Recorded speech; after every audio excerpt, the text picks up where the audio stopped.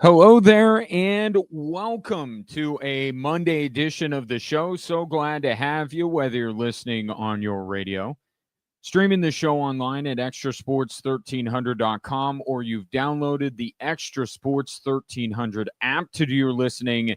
And that app is free to download and free to use, and brought to you by Diversus Health, Mental Health, and Well-Being for all. A veritable cornucopia of sports topics coming your way live from, well, my hotel room in Corvallis, Oregon, because tonight Air Force women's basketball takes on the reigning defending West Coast Conference champions, Oregon State. And that's where I will be heading after I get done talking to you in this capacity. So if you're watching the live stream, take it in. This is how I live when I am on the road with Air Force women's basketball. Veritable cornucopia of sports topics. Did I mention that? Because we will have those. If you would like to get in touch with the show, best way for you to do it today is by texting in at 719-247-1313. You can also find me on X at Gingerly Tweet. Shouts to Ray Dominguez in studio helping me pull this whole thing off. It's nice when I have Ray or DJ. It's like a security blanket when I have them producing for me in studio. We should have that all the time, don't you think? Let's get into it here. So, have been on the road with Air Force women's basketball. The start of their season's kind of been a little bit nutty as far as travel. Was in South Dakota on Thursday into Friday, came back to do the men's basketball game on Saturday. Sunday, flew right out here to Oregon, and here is where I am. Thankfully, the travel schedule calms down a little bit after this one, but did not have a chance because I was mid-flight to discuss what had happened with the Denver Broncos against the Vegas Raiders. So let's start there, shall we? And tell me if this makes sense to you, because I did not know this, and I saw it, and I thought it made no sense to me. So let me ask you this. Does it make sense to you that the guy who has thrown the ball more than any other quarterback in the NFL this year is Bo Nix? He has the most pass attempts of any quarterback in the league. Bo Nix. Wasn't this offseason supposed to be about getting a running game for him, take some of the pressure off, which I took to mean Bo Nix is going to be throwing it less, or at least not throwing it more than every other quarterback in the league. But he's throwing more. And you could say that they've been trailing in games, because they have quite a bit in the fourth quarter. But it's not like they're, other than really the Giants, maybe the Eagles game, were they trailing by a significant amount to where you're like, well, the Broncos got to keep throwing. Thursday wasn't a game where Bo Nix had to throw it a ton. The Houston game, it was a one-score game going in the fourth quarter. That's hardly a fourth-quarter comeback. So it's not like Bo Nix has been perpetually in these situations where he has to keep throwing the ball, and yet he leads the NFL in pass attempts, which is okay, except, one, that's not what the Broncos are supposed to be, but two, what you're seeing as Bo Nix is throwing the ball more, you're seeing regression. Now, you're not going to see a lot of it from year to year, what he is last year to what he is this year. But I think the Dallas game has kind of warped the perception around Bo Nix a little bit, because that was such a prolific game. But if you look outside of that Dallas game, his quarterback rating and his completion percentage are declining over the last month or so. Interceptions have gone up the last 3 games. And if you zoom out and look at the entirety of this season, you will notice that maybe some of the numbers look better than they did last year. But he has thrown for fewer touchdowns, more interceptions, has a lower quarterback rating and completion percentage than the 2023 version of Russell Wilson, the guy that Sean Payton couldn't wait to get out of Denver. That's not a blind quarterback taste test or whatever they're calling it these days. I'm not in the visual world that often, so I don't know when they put up the stats. It's hard to do it on radio, but just know that his numbers are behind that of Russell Wilson just a couple of years ago. And that's not a great thing to say about Bo Nix. But yet, here they are with an 8-2 record instead of the 5-5 record they had with Russ in the first 10 games of the 2023 season. So how can this be? Bo Nix is regressing. Bo Nix is throwing it way more than he should be. Yet the Broncos are winning a lot of games, as many as anybody in the NFL. Here's the one reason above all else: predictability. And predictability isn't necessarily a good thing. It's not necessarily a bad thing. It's predictability. It's that you know what's going to happen. Even with Bo Nix declining over the last month, and certainly you can't say that he's taken a step forward in his development, as some expected him to do in year 2. Sean Payton can still deal with it. The Broncos in totality can deal with it because, as opposed to that 2023 version of Russell Wilson, the range of outcomes is smaller, which was the whole point of getting rid of Russell Wilson. Some days it would be good Russ, some days it would be bad Russ. He'd make a disastrous play, then make one of those moonball throws that would save the game for the Denver Broncos. Sean Payton wanted to get out of that business, and nobody blamed him for it. And now with Bo Nix, overall, and the Raiders game is a great one to look at because you didn't see these fourth quarter heroics, and you can kind of take it all in its totality and be like, okay, this is who Bo Nix has been most of the time. But didn't you feel like Thursday you saw this version of Bo Nix before? I mean, half of their games have gone this way. And 2 of the remaining 5 games that didn't necessarily go that way, it was the same Bo Nix through 3 quarters. So the vast majority of the time, Bo Nix has been the guy that he was against the Raiders. But Sean Payton can deal with it. Not saying he's happy about it, but he can plan around it. He can make adjustments around it, knowing this is what Bo Nix is. I got to account for that. Nix is predictable. And that's what Sean Payton wants right now. Predictability. Look around the NFL.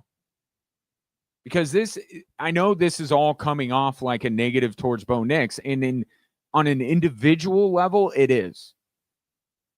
Right? I'm saying what I've been saying about Bo Nix for weeks, for months, about how he's not that guy. But it doesn't mean that the Broncos can't win games. This is actually more than not a positive thing. Here's what I mean. Look across the NFL right now. Look at yesterday's a perfect example. Who in the world, and I know you could say, oh, letdown game. It's Buffalo against Miami. Okay, this isn't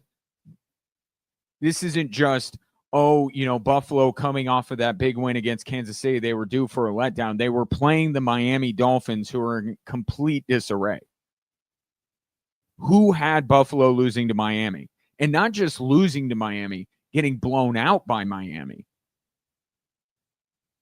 And you could do this, look at the Sunday night game. Both of those teams, right? So the Chargers come out on top last night, and they look like the good team.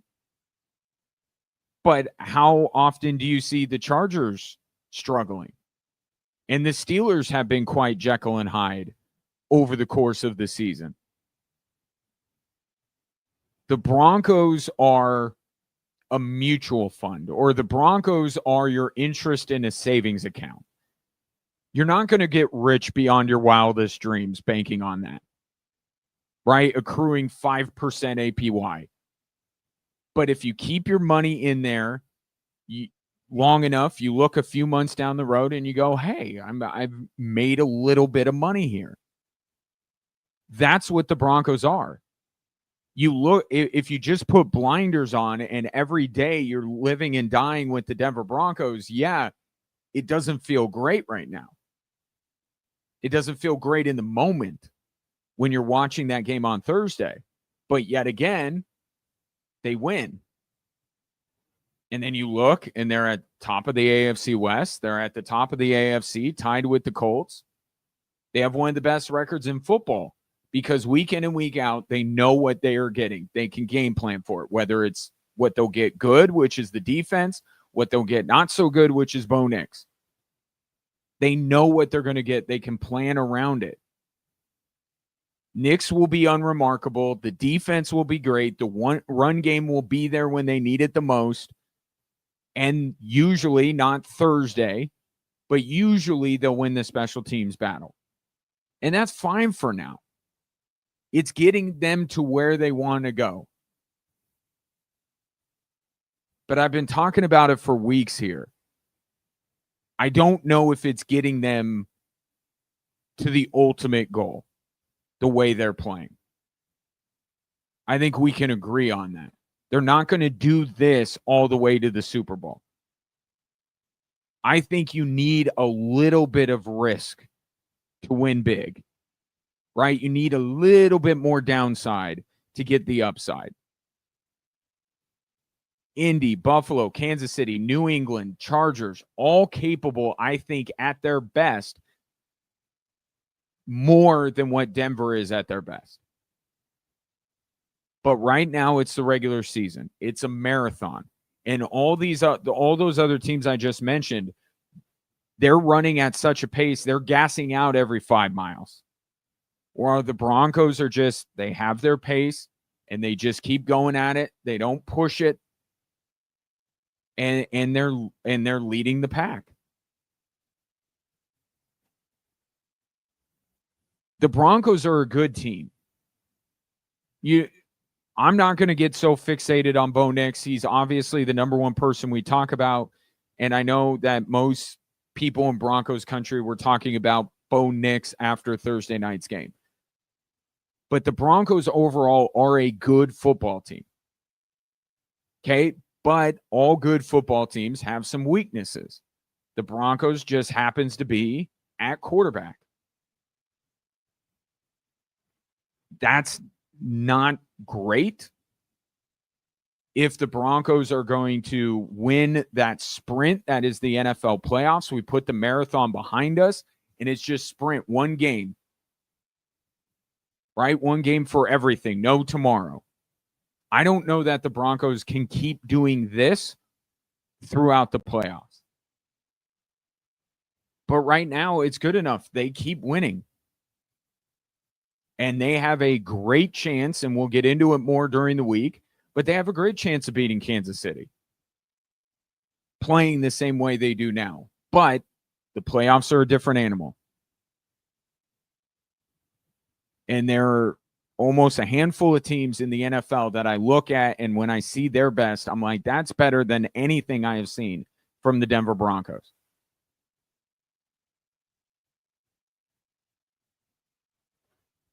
It's a good team, like a mutual fund. It's a good, sound investment. But is it going to pay off big?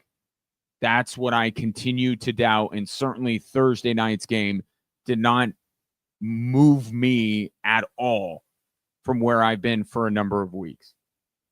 Take your thoughts on it. 719-247-1313. Coming up next, one thing we can't say anymore about the Colorado Avalanche. We'll be right back.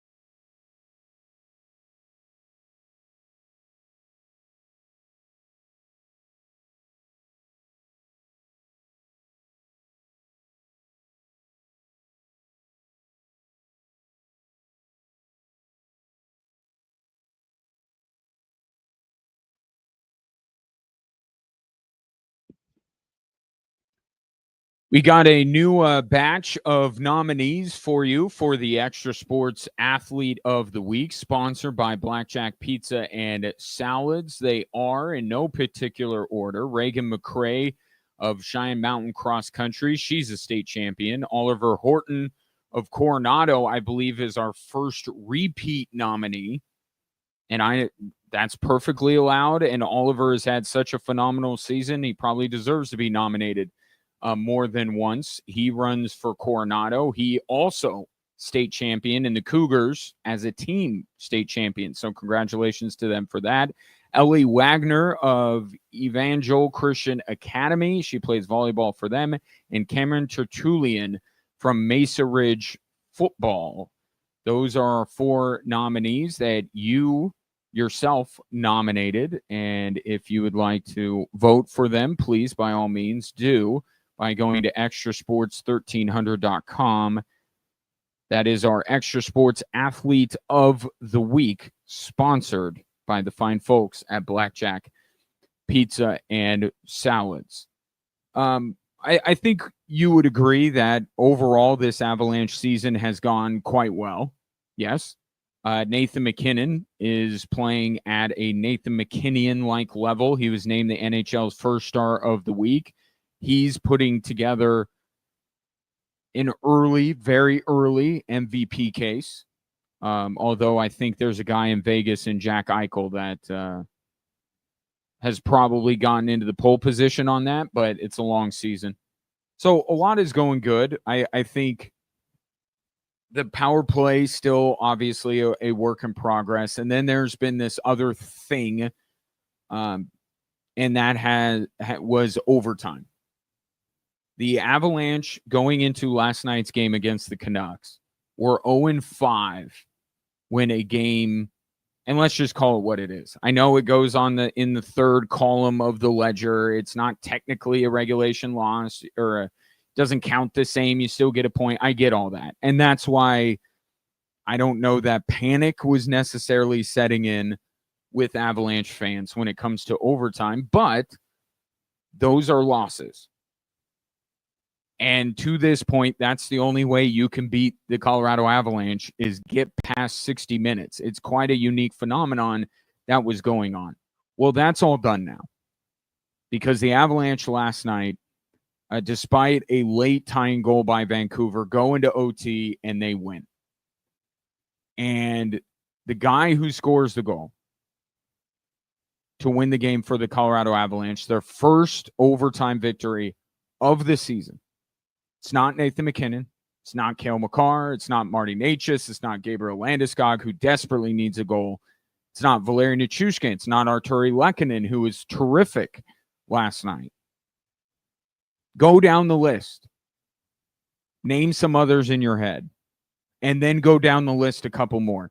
Gavin Brindley played the hero for the Colorado Avalanche last night. He scored the overtime goal. One of the least likely heroes that you could think of for this Avalanche team. He's the one that wins it. Which brings up a couple of things. One, it just, to me, underscores the silliness of NHL overtime. Or just hockey overtime. During the regular season, because I see this in the college game. You know where I stand on it. I think 3-on-3 overtime is silly. I think the shootout is sillier, but I do understand the utility of it. We're trying to get through all of these games. We don't want teams playing, 5 overtimes in a random game in November. So I understand that. And I also understand that I live and I'm happy to live in America where we don't tolerate ties. So I get it. I think people should be more lenient in regards to the tying thing, but fine. We don't like ties in American sports. That's fine. North American sports, I should say, with Canada being heavily involved in hockey. So I get all that. I don't like it, but I get it. But one, the fact that the Avalanche kept losing these games was bizarre. was goofy. There's no rhyme or reason to it. I've seen people try to analyze what happened. Why are you analyzing? I don't get why anyone analyzes a shootout or 3-on-3 overtime. It is just I hate this phrase, but I use it all the time. It is what it is. It's mutant hockey. It shouldn't be allowed, but it exists, and anyone who can like point to something and say this is why, I think they're grasping at straws. It's just silly. You're playing 3-on-3 with the goalie in each goal on this huge sheet of ice. Here's my explanation of why the Avalanche kept losing in overtime. Because bleep happens. When you have all of this ice, the puck could go any one of these directions, and it would be everyone would have to chase after it. It's just the sheet of ice that they play on is not built for 3-on-3 play. If it was true 3-on-3, they play in a smaller rink. But they don't. So it's this mutant form of hockey, and there are a lot of variables and a lot of stuff can happen. And it is just a bounce, especially when it's sudden death. It's just a bounce here and there. And the bounces weren't going the Avs' way. I never, like, the power play is something different. The power play you got to get into, you got to dig into it. Because here's the thing about the 3-on-3 overtime and the shootout. When the games really, truly matter or matter their most, that stuff's going to be gone. So to look at this as some sort of a warning sign about the Colorado Avalanche, it's nonsense. It's a skills competition. It's entertainment. When the playoffs roll around, it'll be 5-on-5 overtime. And oh, by the way, the Colorado Avalanche are the best 5-on-5 team in the NHL. So I never looked at their struggles, if you want to call it that, in overtime in the shootout as any kind of like warning sign of, that this team's not going to win. The power play, you can go there. Not overtime and the shootout during the regular season. It's just this different entity that they do so they can get through the games and not have any ties. And further proving perhaps how bizarre and goofy NHL overtime rules are, the fact that of all the players on the Colorado Avalanche, it's Gavin Brindley who scores the goal. It's Gavin Brindley who wins the game.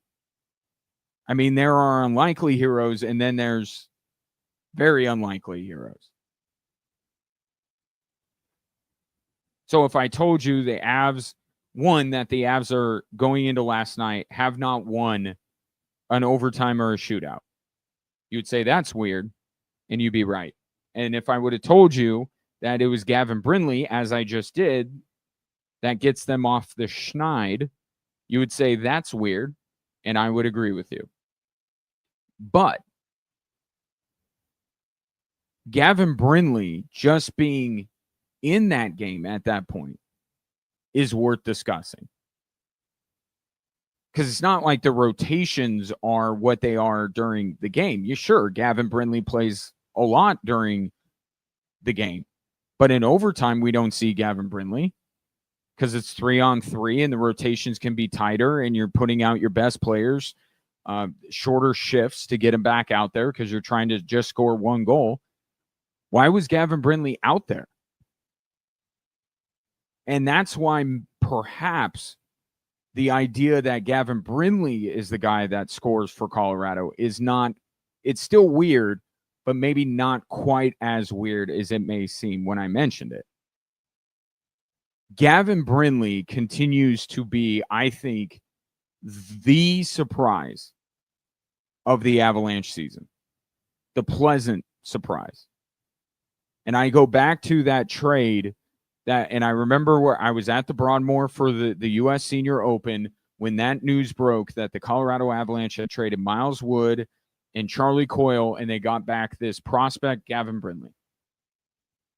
And I said on the show that very day, this has to be about something bigger. Not that I looked at Gavin Brindley and said, oh, he's not any good. He had some potential, but the Avs are in win now mode. So for them to just dump salary to get a prospect didn't seem like it made sense. Every day that goes by, I have to ask myself, maybe that trade was just about Gavin Brindley. Maybe it was. At least more than I thought initially. The Avs wouldn't have asked for Gavin Brindley if they didn't like him, if they didn't think he had potential.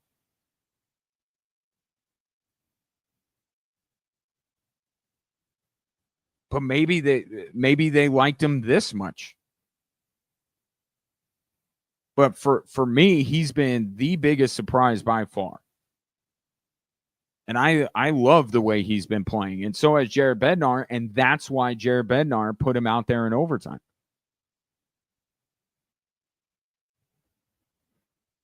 Two things that haven't really gone the Avs' way: the power play and overtime. And that has given Jared Bednar license to say, you know what? Let me change some things up.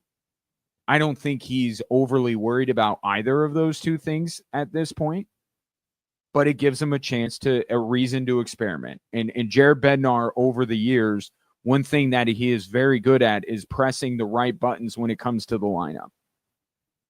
And he saw the way that Gavin Brindley was working in the bottom six and said, let me give the guy a shot. And he stood out last night. Even in the 60 minutes before overtime, Gavin Brindley stood out.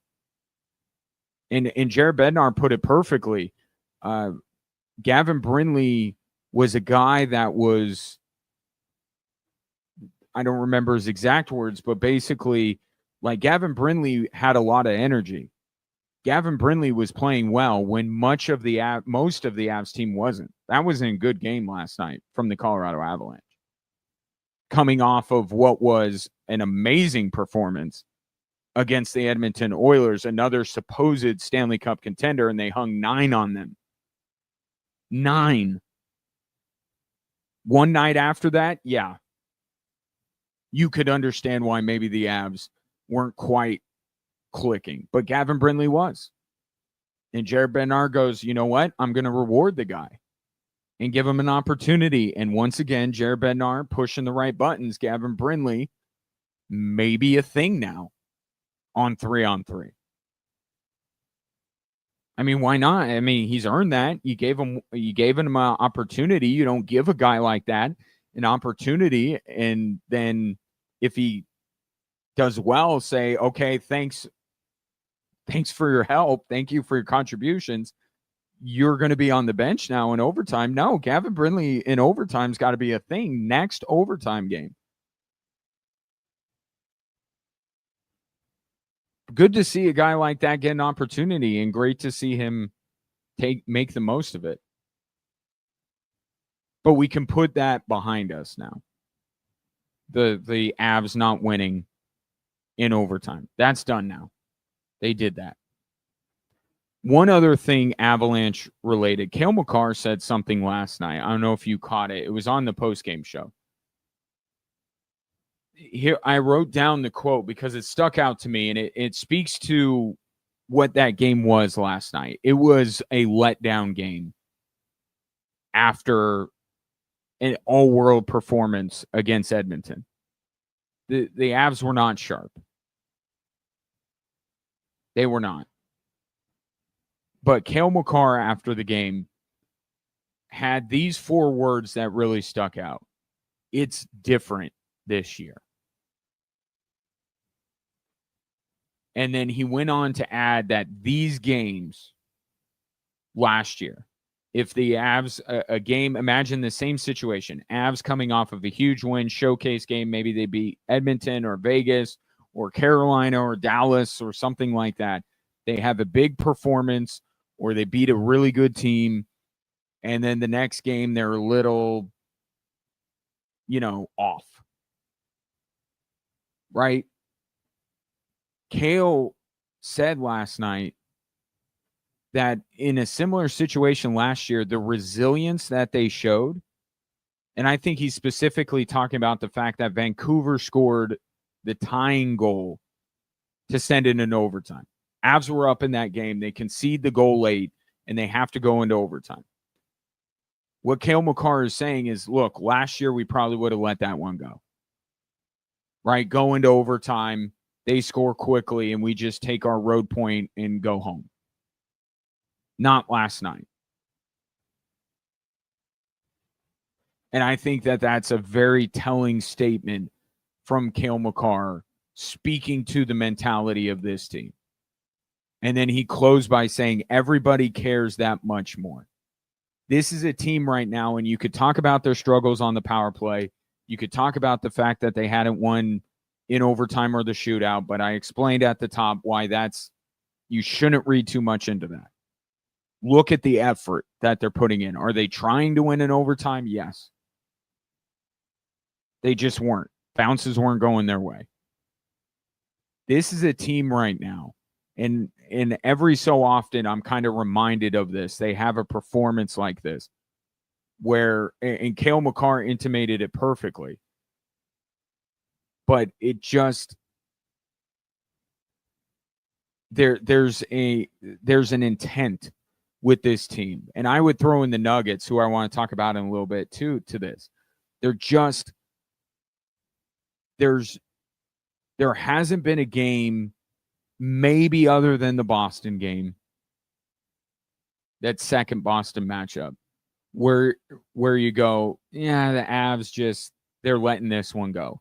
And look, over the course of an 82-game season, it's going to happen. It happens to the best teams, right? Michael Jordan's Bulls lost to the Denver Nuggets the year they lost 10 games. Okay, it happens. You don't love it, but it happens. I just don't get that sense with this team. They're going to get beat. They've been beat multiple times this year. But they're not, to Cale Makar's point, they're not letting games go. Even if they don't have their best, they work towards it, try to figure out a way to muck it up and find a way to win a game.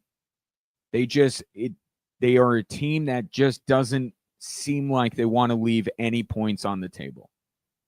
And I think it's because they understand how important it is to have a game 7 against a particular team that calls the state of Texas home, how important it is to them that game 7 is in their building. That every game 7 is in their building. They're playing. It doesn't look great every night, but they just overall look like a team that isn't willing to concede anything. They want to make teams earn it. And even last night, when they clearly did not have it for the vast majority of the game, they still pushed and they still figure out a way, thanks to Gavin Brindley, to pull out a hockey game that, if you watch that 60 minutes, they probably didn't deserve to win. 719-24-7-1313. Take your thoughts on the Avs finally getting the proverbial monkey off their back with the win in overtime. What else did I miss while I've been on the road? Oh, the Rockies did something very interesting, and I mean that legitimately. It's legitimately interesting, the hire that the Rockies made on Friday. I'll get into that next here on Extra Sports 1300.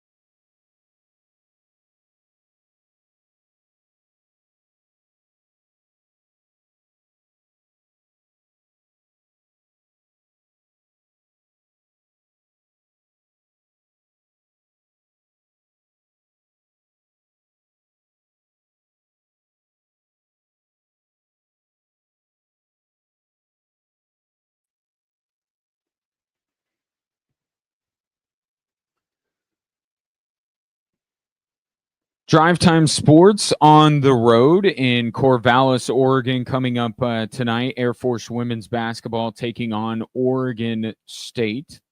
Ray Dominguez is back in Colorado Springs in the studio, and we were discussing the Blazers a little bit. I have noticed that because I flew into Portland, and in Portland, a lot of Blazers stuff going on. But I'm about an hour or so away. Would be like Denver to not quite Pueblo, but maybe a little bit further than Colorado. Maybe to get to like Fountain, right? That's about the distance I am from Portland. Like, I can't find any Blazer stuff here. This is a college town through and through. It is Beaver stuff everywhere. Some Duck stuff. I thought it was funny. I saw the only Duck stuff I saw was in the Goodwill here. I think that's intentional. Or some relative made the mistake of buying Ducks gear for someone that lives in Corvallis, and they're like, "Yep, that's going straight to Goodwill." So definitely college town here. It's cool though. I like it. I feel like Oregon has a similar vibe as Colorado. Right, which is why I think I like coming here. I was out here for 2 games last year, 1 game tonight, but that's 7 o'clock tip off. I'm still adjusting to the time change. 7 o'clock, 2 time changes, fall back, and the fact that I'm in the Pacific time zone. 7 o'clock tonight, Falcons and Beavers here on Extra Sports 1300. One other big piece of news that I missed. Or I didn't miss it. I saw it. I tweeted about it. But I was not on the air for because I was traveling to and from South Dakota late last week. The Rockies made a decision on who will run their baseball operations. And they have hired Jonah Hill. No, just the guy that Jonah Hill was playing in the movie Moneyball. Paul D. Podesta. And when I saw the news, and I forget who I saw it first from, maybe Jeff Passan of ESPN, I laughed out loud. And I didn't laugh out loud because, here the Rockies making a stupid move. I hadn't gotten that far into it.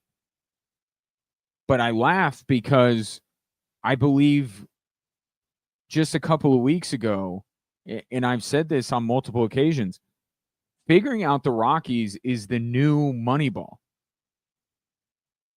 Right? This could be the biggest baseball development since Billy Beane and Paul D. Podesta did the whole thing in Oakland. I mean, legitimately, it is, because it is this puzzle that no one has been able to figure it out. No one has really, other than a couple years here and there, even been able to put together. I mean, think about it. Forget sustained success. How many years would you label just in a vacuum as successful at 20th and Blake in the entirety of their history? Less than 5? So, I mean, the Rockies have been, and you know this, so screwed up that we don't even know that there's a formula for single season success at 20th and Blake. We don't know that. I mean, we think it's draft and develop, but that's kind of universal, right? Every team you draft and develop. Teams that draft and develop tend to do very well. But nobody's figured out how to build a good team at Coors Field, even for one season, really. Or at least what we thought was the way to go in a year or two isn't anymore.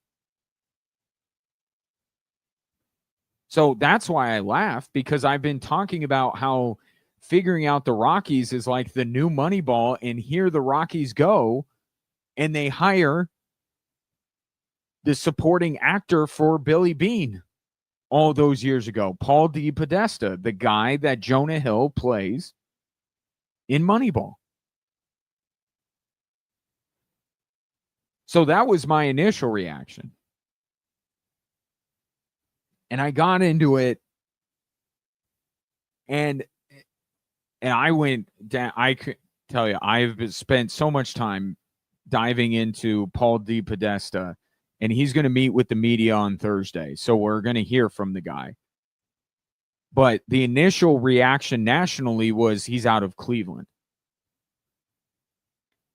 I don't know that you should look at what Paul DePodesta did in Cleveland with the Browns, a football team, and say, oh, because he failed there, he's going to fail here.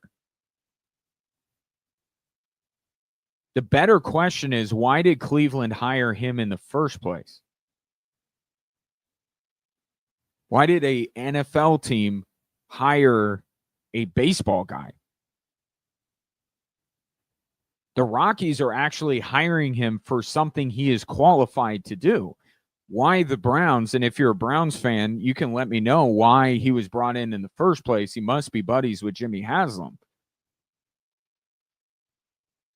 But I don't think you look at the reaction coming out of Cleveland, which is basically hallelujah or ding dong, the witch is dead, and say, oh, this is a terrible hire, because he was miscast in Cleveland. He shouldn't have had that job. So I think you could take away the football part of his career and focus on the baseball. And then you go into, well, what's the last high-profile baseball position he held? He was in the front office of the Mets and I think the Padres, kind of behind the scenes. The last very visible job he had in Major League Baseball was with the LA Dodgers when Frank McCourt was just becoming the owner. That's how long it's been. And it was a mixed bag. He made some really good moves. They won a division title, and then he made some more moves that look curious. And the Dodgers kind of fell flat on their face the next year. And Frank McCourt, who just bought the team for a lot of money, decided to axe him just 20 months into his gig.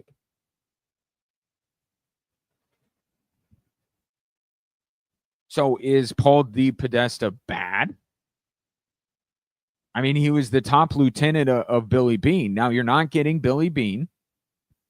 Okay, so you can, if you're a Rockies fan, you can temper your expectation a little bit. And we've seen this before, right? Calvin Booth, Tim Connolly, look at that.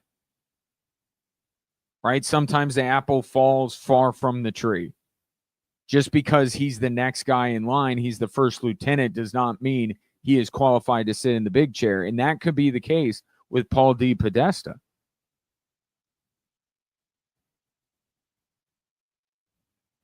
But what I think that the Rockies at least deserve some credit for, it looks like they're trying to actually do this the right way. Because one thing you could say about Paul DePodesta is that he is very analytically driven. And the Rockies, according to Jeff Passan in his reporting, are, in some people's minds, a decade behind in terms of information gathering and analytics. A decade behind. That's how badly this franchise has screwed up. And they are bringing in a guy that is very much about analytics. I can't imagine they're giving him, he would take this job. I know some people are saying, oh, he's just, he was going to be fired in Cleveland. All the reporting I see coming out of Cleveland is that he left of his own volition. Perhaps he could see around a corner, but this is not, hey, I'm going to be out. Now, Andrew Berry, Kevin Stefanski, we'll see. I don't think Paul DePodesta takes this job if the Rockies aren't committed to entering the 21st century when it comes to baseball analytics. And Paul DePodesta is hiring a general manager underneath him, which I kind of hope will be Adam Ottavino, who I had just talked myself into the idea of him getting the gig. But Paul DePodesta is going to be the president, like when Tim Connolly was the boss and Calvin Booth was underneath him. So you hire an analytically driven guy, and he's going to make a general manager hire, which I hope is Adam Ottavino, because like I said, I talked myself into it, and I'm all for it. But what the Rockies are structuring is a 21st century baseball front office, and that has not existed. I know the jokes are there. I know he's been out of baseball for however many years, probably as long as the Rockies have fallen behind analytically. But here's the fact of the matter. The two guys that were in on that job, the guy from Cleveland and the guy from Arizona, they said no. Not the Rockies, they said no. The Rockies are not attracting top talent. I thought maybe the puzzle, the ability to figure out 5,280 feet would be appealing to the brightest minds. Maybe not enough. I'm not making any grand proclamations about where the Rockies are going under Paul DePodesta, but I am telling you this is progress. Baby steps, but baby steps in the right direction. The Rockies clearly see the need to install a 21st century front office. And that, I can't believe I'm saying this, that idea was lost on them like a year ago. So we'll see what DePodesta does with his general manager hire, and he will speak to the media on Thursday. And I think the word analytics will be brought up quite a bit. I'll take your thoughts at 719-247-1313. More Drive Time Sports after this.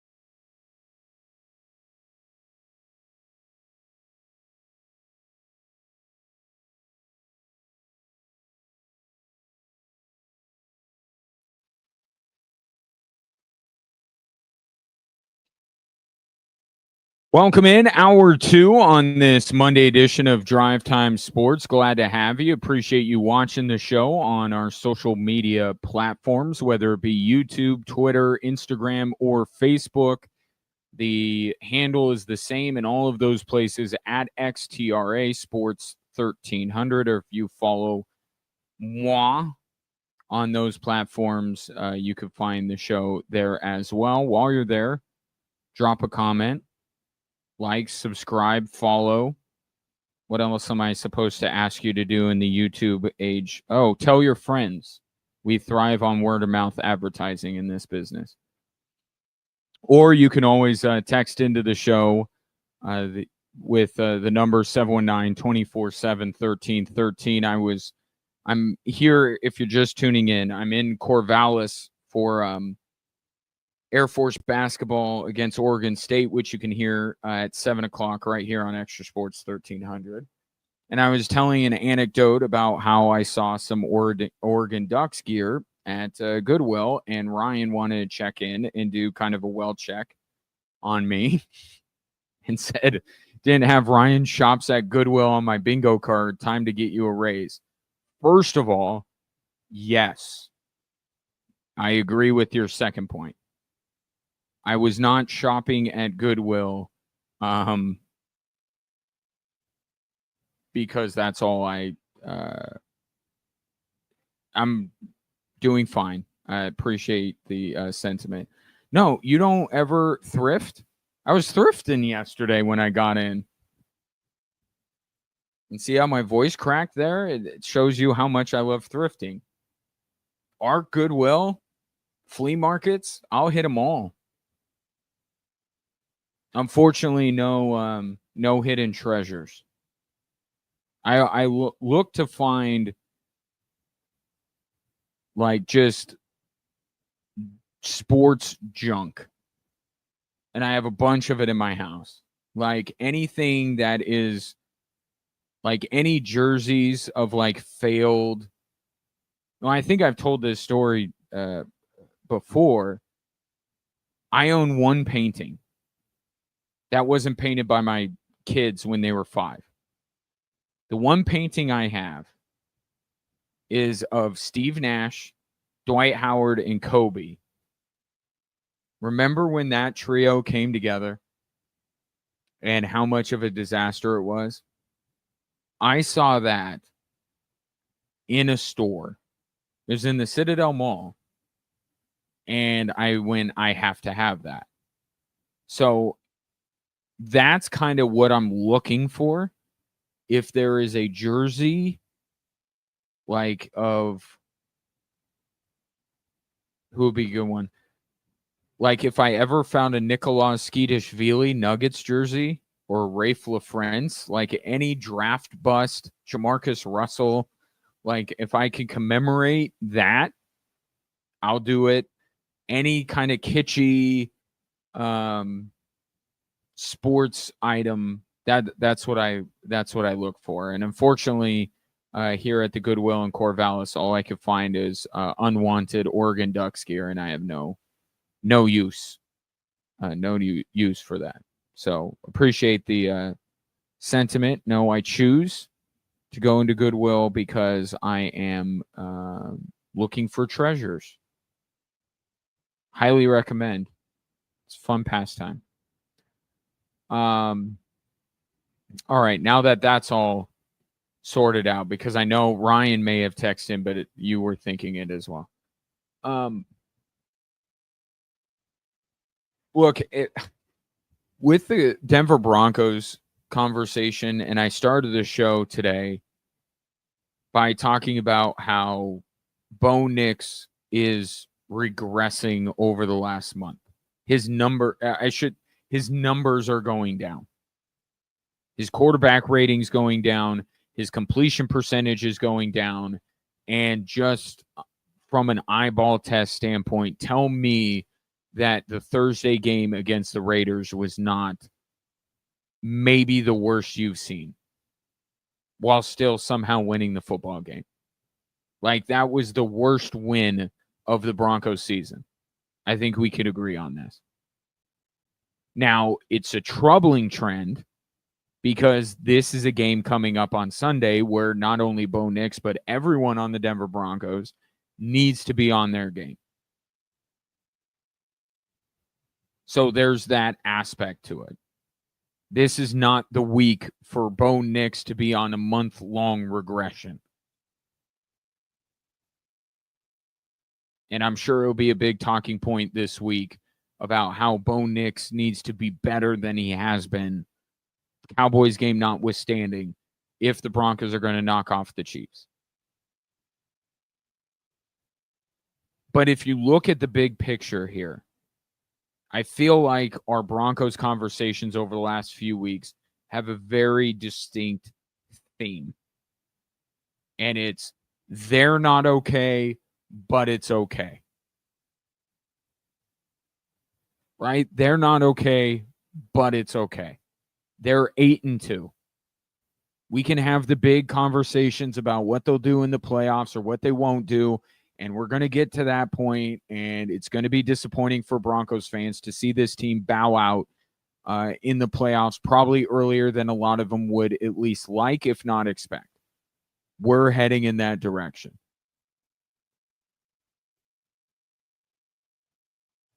But for right now, I mean, and I was having lunch with a buddy today that lives up here. And it's funny because he gets the Bo Nix conversation on both from multiple angles because Bo Nix very popular up here. Fun fact: Bo Nix is in a ton of commercials up here, but not as a Denver Bronco. Like these are Eugene, Oregon specific businesses that Bo Nix shows up. And I hear Justin Herbert's in a ton of ads up here. They love their Ducks. Not here, particularly in Corvallis, but in the state of Oregon. But he's inundated with Bo Nix stuff because Bo Nix still has a following up here, and he's a Broncos fan. So obviously he's locked in to what Bo Nix is doing. And I think he gave me some proper perspective because we get so in the weeds here. And he's a big sports fan, but he's not riding every single day like you and I are with the Denver Broncos. And at least we're talking about them every day. But he said, Bo Nix, way better than anything they've had recently. And that's kind of the line I walk. Like, I'm not going to not talk about the bigger picture and not talk about what I think the Broncos are capable of or not capable of, because that's part of it.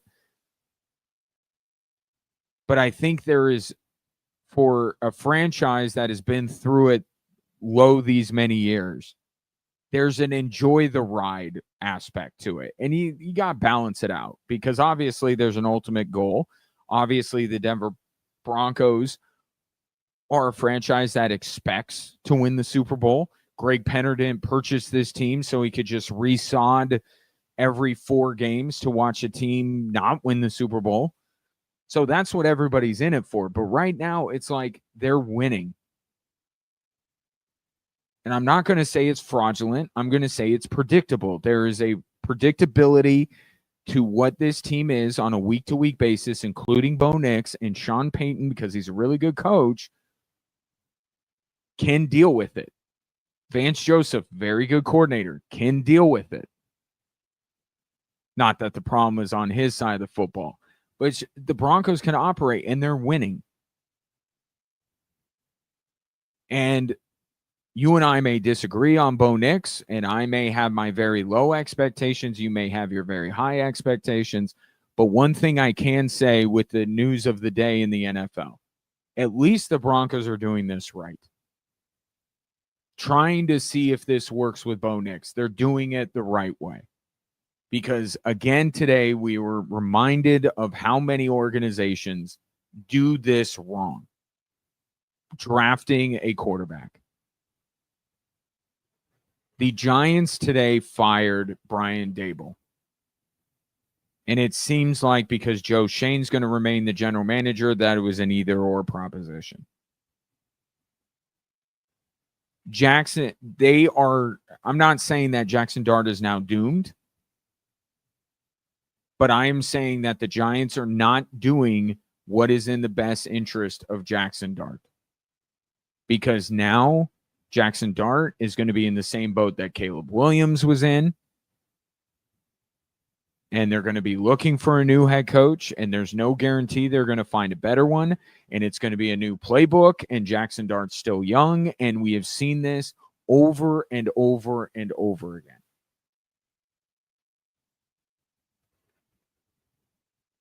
And the counter argument from these organizations, and I'm sure the Giants will say the same thing. Well, we can't just keep throwing good money after bad. If we don't believe in Brian Daboll, then we got to let him go. And I understand that. But I will counter with, then why did you draft Jackson Dart? Why are you playing Jackson Dart now? Why are you giving Brian Daboll the ability to draft a quarterback in the first round, knowing that he will at some point play him in order to try and save his job? Now, it didn't work, but we've seen that playbook as well. Why did you allow him to do this?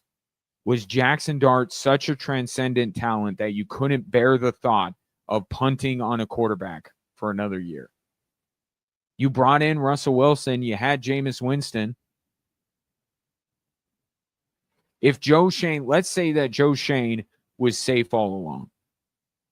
Okay, shouldn't Joe Shane step in and say, no, we're not going to do this?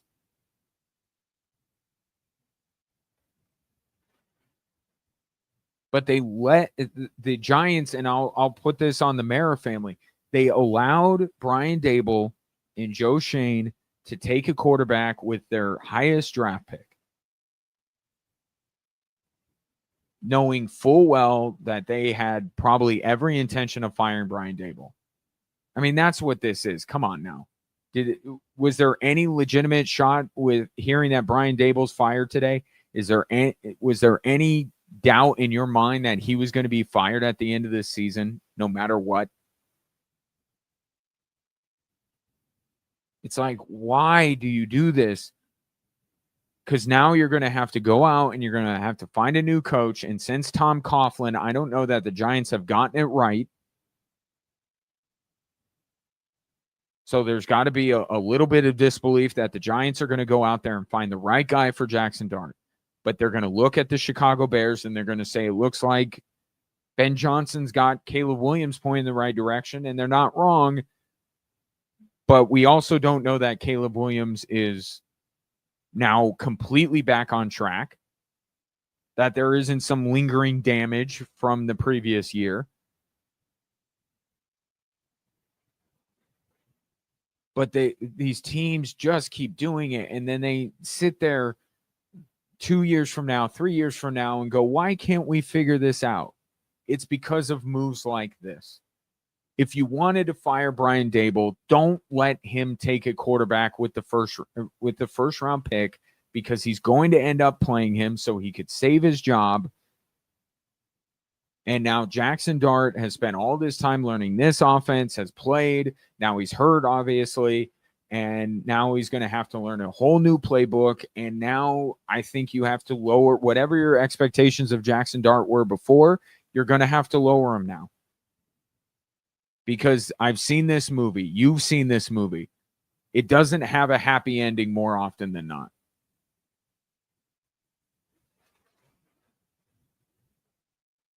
It doesn't. And I know it's satisfying a bloodlust from Giants fans that wanted Daboll gone. And I know there's a lot of emotion right now over, Jackson Dart and the injuries he sustained already in his rookie season. But there's something to be said for continuity. And Brian Daboll has done this before. I don't want to sound like I'm, the Giants are going to regret letting Brian Daboll go because he's this genius. But he did do this with Josh Allen. right? He was instrumental in Josh Allen becoming who he is. Okay, you have to give him that much credit. So they can do worse than Brian Dable. They could also maybe do better. Maybe.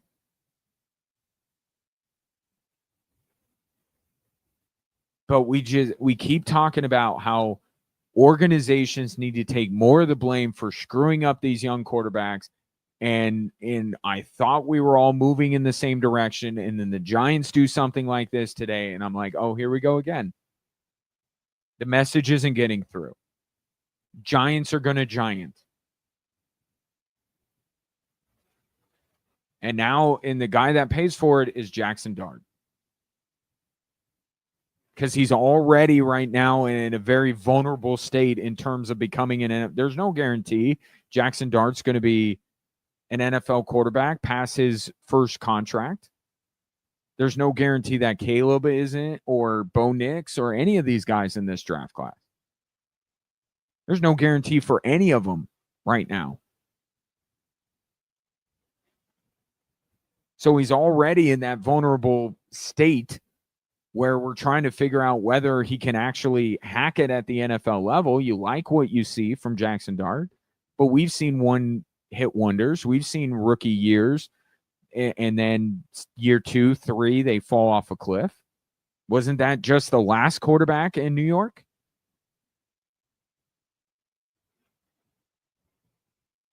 But these teams keep doing this, and then they wonder why they can't figure it out.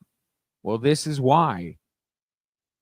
Because you let a lame duck coach take a first-round quarterback, and you had every intention of firing this guy at the end of the season. You should have just played out the string with Russell Wilson. I know he's infuriating to coach. Sean Payton will tell you the same thing. But if you don't let lame duck coaches take future franchise quarterbacks, because it more often does harm than it does good. And I hope Jackson Dart works out. My son has become a big fan of that duo, Jackson Dart and Cam Scattaboo. A lot of people have. But this is why more onus needs to be put on organizations for screwing it up when it comes to drafting quarterbacks. And getting back to the Broncos, at least Bo Nix isn't fine, but it's fine because at least the Broncos are going to – Sean Payton's not going anywhere. They're going to see this thing through. Do they end up making a change at quarterback in the next couple of years like Colin Cowherd seems to think? Maybe. But at least they're giving this a real try. And it's not, hey, Sean Payton, draft your quarterback, and now we're going to fire you and bring in a new guy. What is it that Sean Payton always talks about? 20 teams in this league have no chance of winning because of ownership. Exhibit A, the New York Football Giants. 719-247-1313. Coming up next, let's talk about the what's going on with the Denver Nuggets right now. Is it possible that not only is the Nuggets bench better, but the Nuggets bench being better has made Nikola Jokic better? Talk about that next on Extra Sports 1300.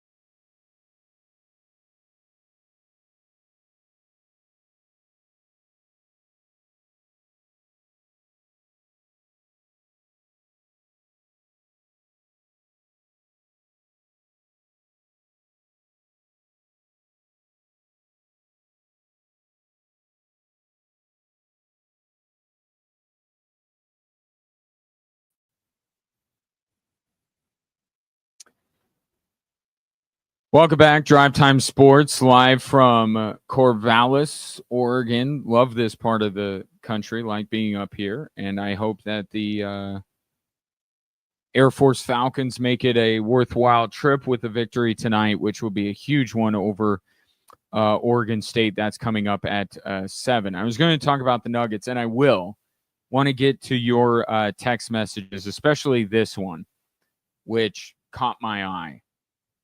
And this from the 719. Today on Altitude Sports Radio, they were suggesting that the Broncos should trade Sean Payton to the Giants, and a lot of the listeners were on board. Oh, my God.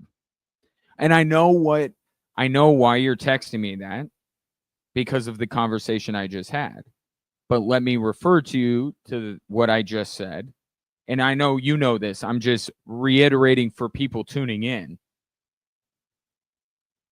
Doing that, trading Sean Payton to the New York Giants,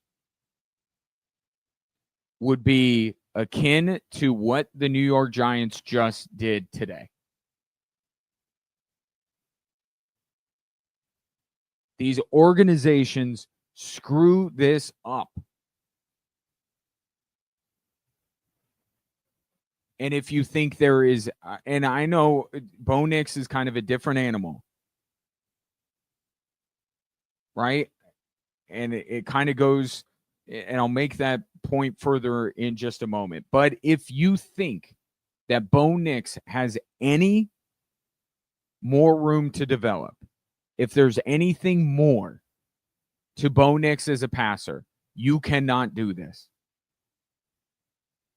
And the Broncos would not consider this. This is kind of the nonsense hypotheticals that sometimes get thrown out on sports talk radio. I'm not trying to be high and mighty, because I do a lot of stupid stuff on the air. We all do. It's an entertainment business.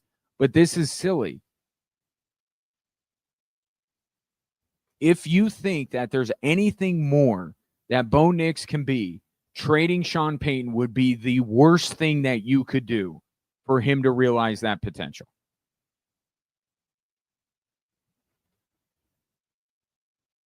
And I have said this before. I think Sean Payton is coaching Bo Nix, the thrower of the football, exactly how he should be coached. I think this is who Bo Nix is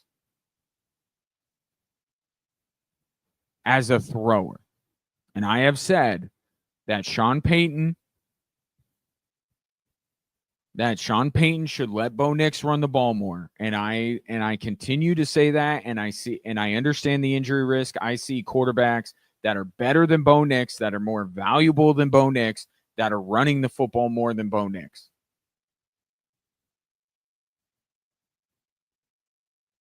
So I'm not always in agreement with Sean Payton, but I think Bo Nix, as a thrower of the football, this is who he is. So you can look at it one of two ways. You either go trading Sean Payton would be bad for a young quarterback that's still developing, or you say that Bo Nix is pretty much developed, and you say, what offensive mind are the Broncos going to get in that could use Bo Nix's inferior talents to an 8-2 record? Like, I don't understand this. And I'm all for thought exercises, but this just seems, no, I'll just say no. That makes no sense. 0 sense. I would not be one of the people that would be saying they should do this. Because if you think that Bo Nix has any more developing to do, then this would cause more harm than good. And I'll just tell you this, no coach in the NFL, coordinator or otherwise, is going to love Bo Nix as much as Sean Payton does. We can't lose sight of how much Sean Payton overvalued Bo Nix. And everyone thought it was cute because he baited the Minnesota Vikings into taking J.J. McCarthy, apparently, so he could take Bo Nix. I don't know. I mean, I guess the Broncos are much better off than the Vikings. I can say that. But I don't think there was this bidding war going on for Bo Nix. So how many bright offensive minds that are brighter than Sean Payton are A, available, and B, willing to take a chance with their first head coaching job on Bo Nix?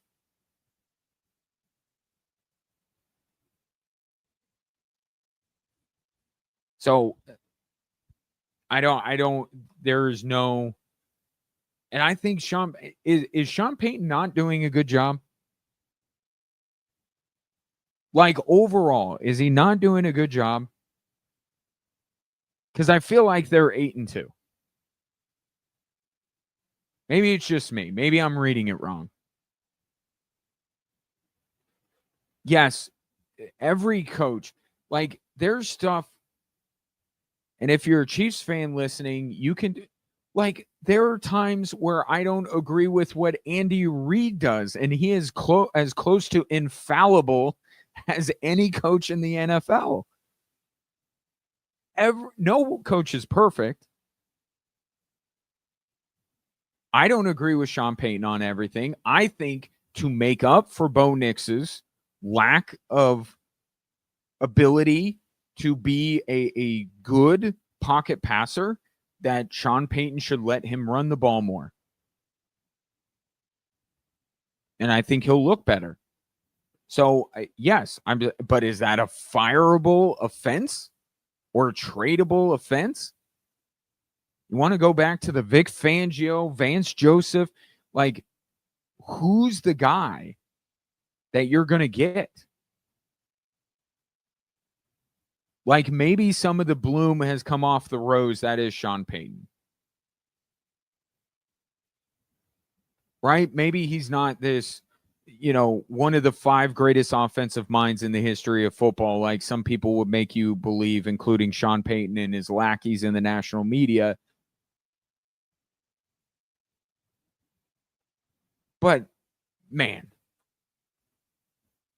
legitimately, how many coaches in the NFL are you taking over Sean Payton right now? And then how many of those guys are going to be available for the Denver Broncos? 0. So whether it's 1, Andy Reid, whether it's 2, Reid and Harbaugh, maybe it's Kevin O'Connell that you're dreaming of, they're not going anywhere.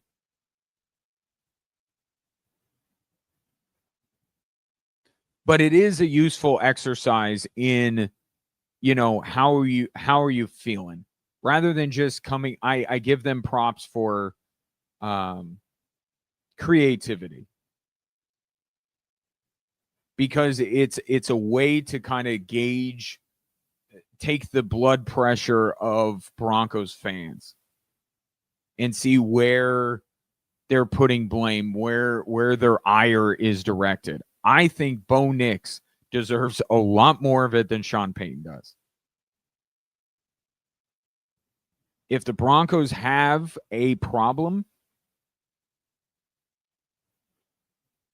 they have more of a Bo Nix problem than a Sean Payton problem. I'll put it that way.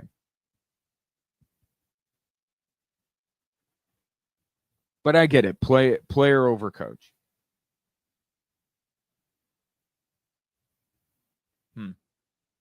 It's interesting. Thank you for bringing. I'm a fan of what they do up there. I think they do a great job. But that doesn't mean that every suggestion is a good one.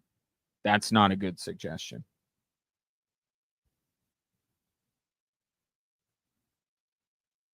I think what's ailing the Denver Broncos right now is more Bo Nix than Sean Payton.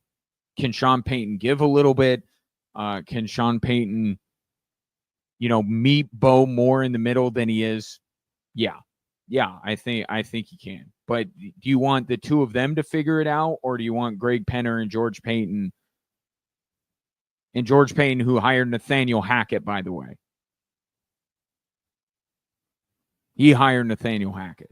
Let's not forget that. You want them going out and doing a coaching search? They just elevate Davis Webb.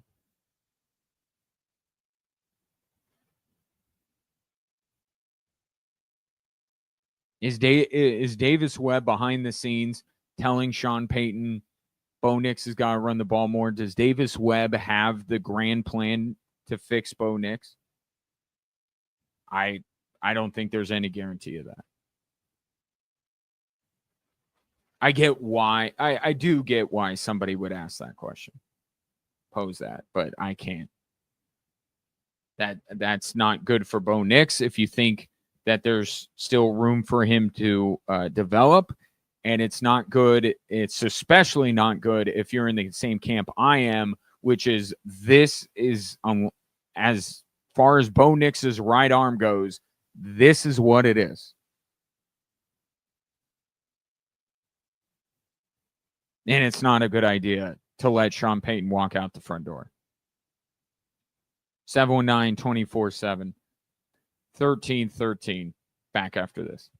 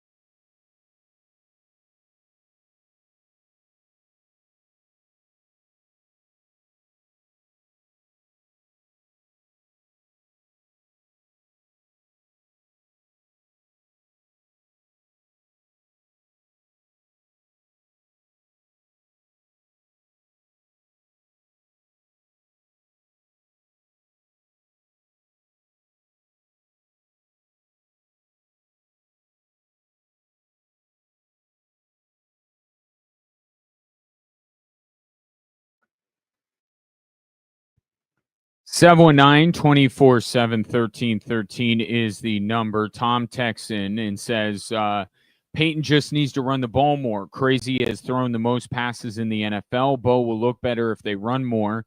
Why do you say Bo is the problem? You say he's limited as a QB. Then why doesn't the play caller run the ball more? They have two quality running backs.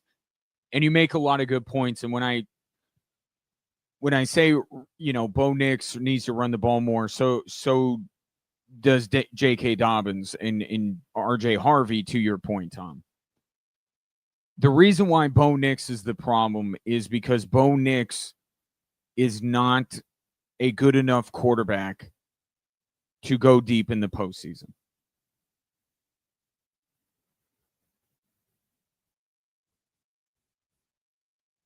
Right? He's not becoming the quarterback that Sean Payton hoped he would be.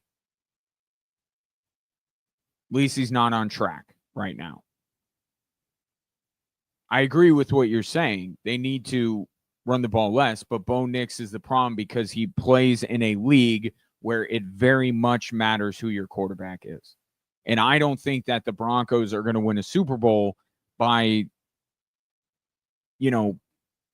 pounding the rock, so to speak, and just being a ball control offense. Not in the AFC, not with Mahomes, not with Allen, not with Lamar. You need that exceptional quarterback play in order to win. So it's really a 6 one way, half dozen the other. Right? Because if the Broncos lean on Bo Nix, he's not good enough to go head-to-head with those quarterbacks and win in the postseason. But if the Broncos don't use him and run the ball, they're not going to beat those teams in the postseason.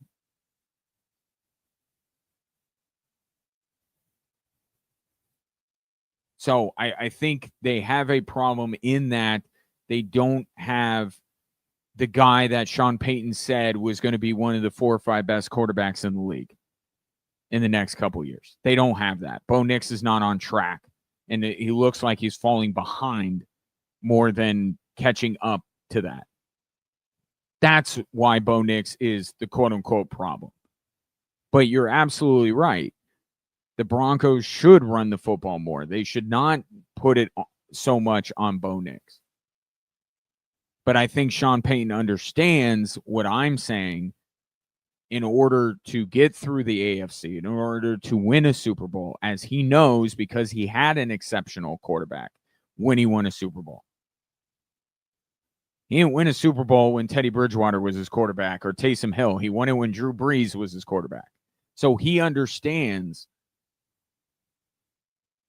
that Bo Nix has to play like one of the 4 or 5 best quarterbacks in the league if he's going to win a Super Bowl, because that's all anyone has done over the past 20 years in the NFL. Very few are the exceptions to this rule. It's Brady, it's Manning, it's Mahomes, it's that one year it was Stafford against Burrow. At some point, it will be Lamar and Josh Allen. I don't know if it'll be this year, but one of these years it will be them. Aaron Rodgers. It's like few are the exceptions. And Sean Payton knows that. So he's trying. It's this balancing act he's doing in that he's trying to win games, but he's also trying to push Bo Nix at times, and the deep passes are a great example. He throws a ton of deep passes. Throws a ton of them. He doesn't hit any of them, but he throws a ton of them. Sean Payton, it's everything all at once.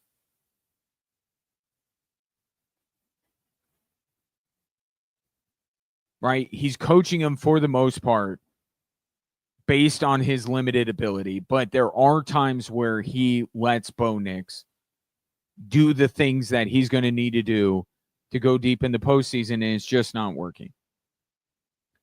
Tom, as the QB that Peyton thought he could be and a successful playoff QB are two different things. None of those QBs you named are any good. None of those QBs you named teams are any good. I believe you can run the ball and play incredible defense and win a title. I don't think you need a top 5 QB with this defense.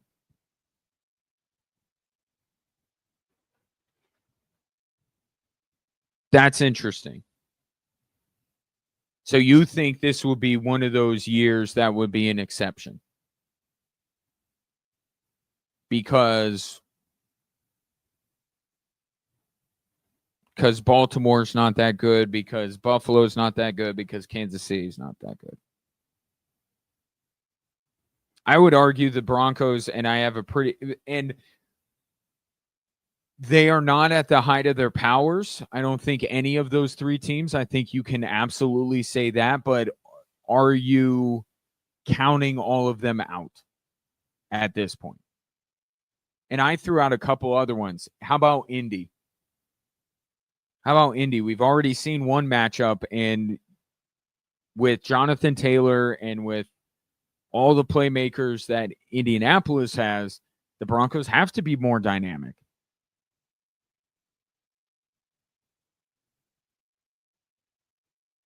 We'll see, Tom. This could be an outlier year.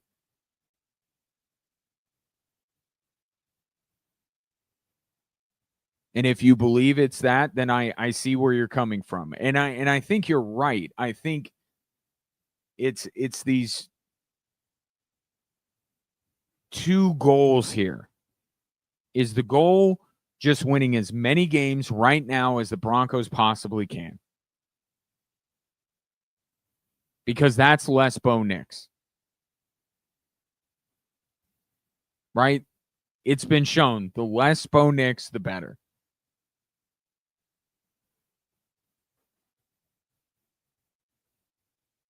But there's also did the Broncos find their franchise quarterback? And it's a constant tug of war that Sean Payton is doing, that you're doing, that I'm doing. It's like, yes, they're winning games, but there's a bigger picture at play here. Or, yes, I understand that the bigger picture at play is Bo Nix has to become one of the 4 or 5 best quarterbacks in the league in order to win a Super Bowl. But right now, the Broncos aren't going to win games if they try to make Bo Nix do that. Right now, I think you could say that Sean Payton is balancing the two pretty well. I mean, they are winning. It has become quite the conundrum in Broncos country, hasn't it?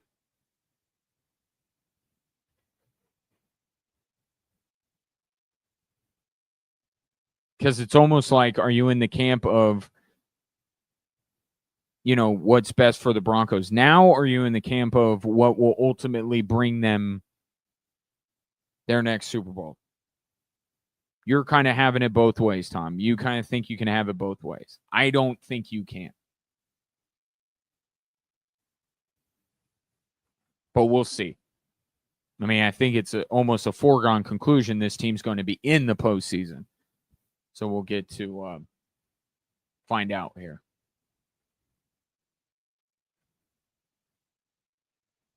It's crazy. I didn't think we would simultaneously be having a conversation about how Bo Nix isn't the guy, but yet the Broncos are tied for the best record in football.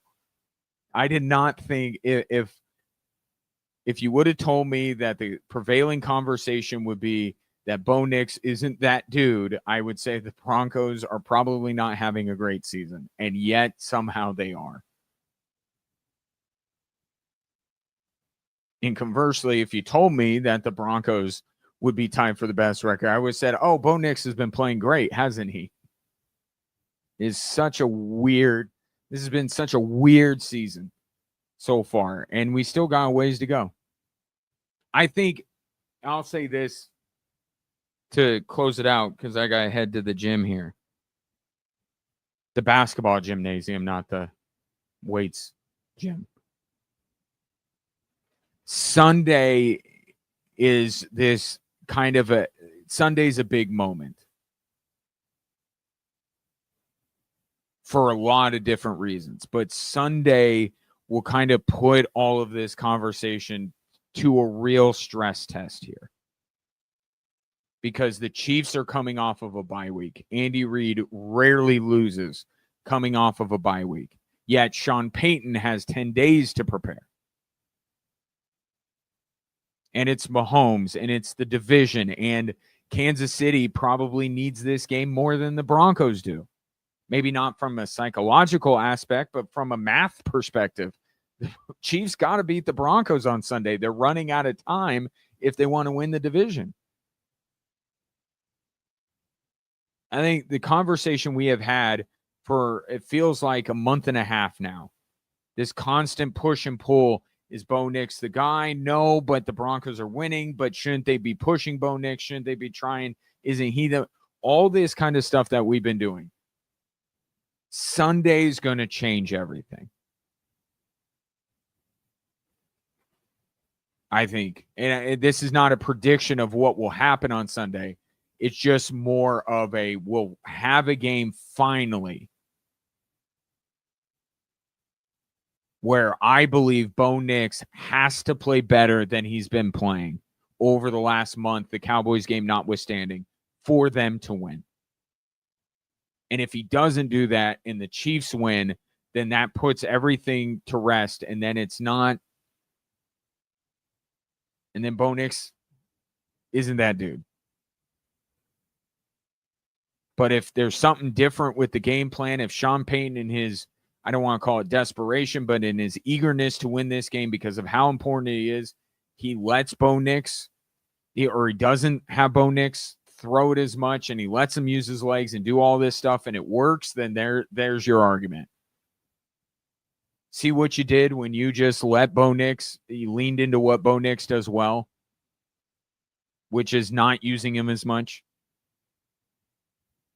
So Sunday's fascinating. Sunday's going to be fascinating. And we'll talk more about that as the week progresses. For now, I bid you adieu. Appreciate your patronage. My thanks to Ray Dominguez back at the Extra Sports 1300 studios. I will join you again at 6:30 for Air Force women's basketball right here on Extra Sports 1300.